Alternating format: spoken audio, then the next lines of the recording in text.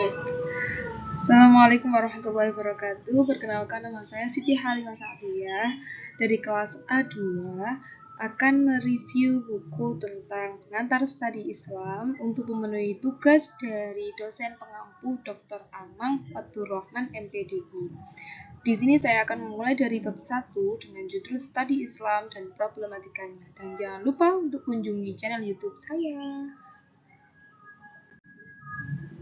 Buku ini telah ditulis oleh 5 penulis, yakni yang pertama adalah Dr. Hamid Syafaq, yang nomor 2 ditulis oleh Dr. Amin Tohari, yang nomor 3 ditulis oleh Dr. Nurul Asia, yang nomor 4 ditulis oleh Dr. Umi Hanifah, dan yang kelima ditulis oleh Marli Chandra LLB.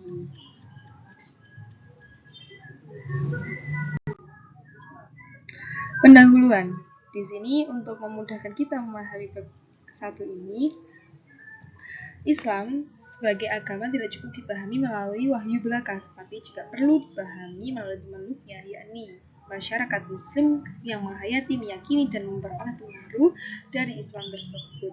Alasannya adalah bahwa Islam itu dipahami oleh pemeluknya secara berbeda, karena setiap manusia memiliki pemahaman yang beragam-ragam, sehingga tidak dapat dipaksakan umat Islam untuk memiliki satu pemahaman yang sama. Namun meskipun cara memahaminya berbeda-beda, tetap pusat atau sumber yang dipahami tetap sama, dan jangan sampai pemahaman itu keluar dari sumber yang telah diwahyukan oleh Allah kepada Nabi Muhammad. Studi Islam di sini bukan mengkaji kebenaran Islam secara teologis atau filosofisnya, akan tetapi bagaimana Islam sebagai agama itu ada dalam ranah pemeluknya, baik di wilayah kebudayaan dan sistem sosialnya, berdasarkan pada fakta dan realitas sosio-kultural. Jadi Islam ada itu sangat rahmatan lil alamin dan bisa diterima oleh semua orang bagi yang sadar saja sih. Tapi pengertian yang pertama yakni pengertian tentang Islam. Islam adalah agama yang diwahyukan kepada Nabi Muhammad SAW untuk disampaikan kepada seluruh umat manusia. Pengertian yang kedua yakni mengenai studi Islam. Studi Islam adalah upaya memahami dengan menganalisis secara mendalam hal-hal yang berkaitan dengan Islam, pokok-pokok ajaran Islam, sejarah Islam maupun realitas pelaksanaannya dalam kehidupan melalui beberapa metode dan pendekatan yang secara operasional konseptual dapat memberikan pandangan tentang Islam. Dan itu yang menjadi topik dalam buku ini, yaitu pengantar studi Islam. Sejarah menunjukkan perbedaan dan dalam pemahaman berawal dari masalah kepemimpinan setelah wafatnya Rasulullah. Karena memang sudah kita ketahui bersama bahwasanya dulu pada zaman Rasulullah masih hidup, semua permasalahan akan langsung diputuskan oleh Rasulullah tanpa adanya pertentangan. Namun setelah wafatnya Rasulullah, maka perbedaan pendapat atau pemahaman dimulai dari perbedaan pendapat mengenai siapa yang akan menjadi pemimpin setelah wafatnya Rasulullah.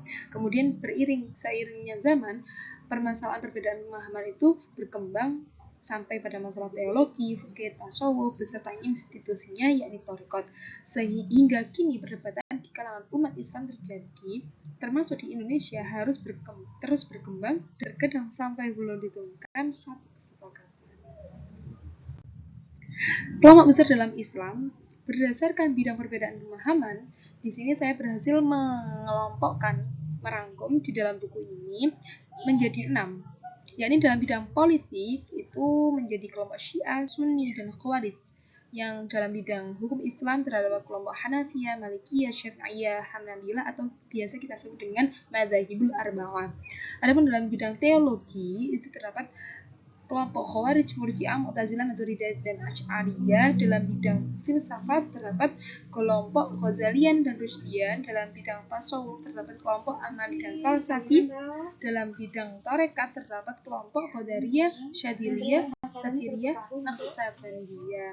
Namun dari kelompok-kelompok yang telah disebutkan di sini, dari kelompok-kelompok yang di sini tidak memungkinkan adanya kelompok-kelompok lain yang tidak tercantum di dalamnya, dan hal ini termasuk kelompok-kelompok besar di dalam bidang-bidang pemahaman tersebut. Adapun ruang lingkup studi Islam. Ruang lingkup studi Islam di sini ada 3. Yang pertama yaitu ilmu-ilmu kealaman, yang kedua ilmu-ilmu sosial, dan yang ketiga adalah ilmu-ilmu tentang kebudayaan. Kesimpulan dari pemahaman di sini, Studi Islam di perguruan tinggi adalah melakukan kajian terhadap Islam secara ilmiah melalui beberapa pendekatan, bekerja dengan data yang mengandung makna-makna keagamaan dalam masyarakat atau komunitas, kelompok atau individu, dengan menggunakan bantuan metodologi dan memperhatikan secara penuh apa yang dimaksud dengan beragama dan agama. Karena Islam telah dipahami oleh penganutnya secara beragam atau multi-interpretation, tidak satu model pemahaman atau single interpretation.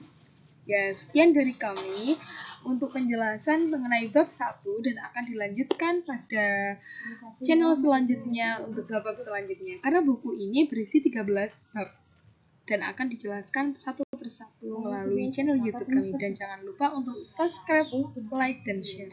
Terima kasih. Assalamualaikum.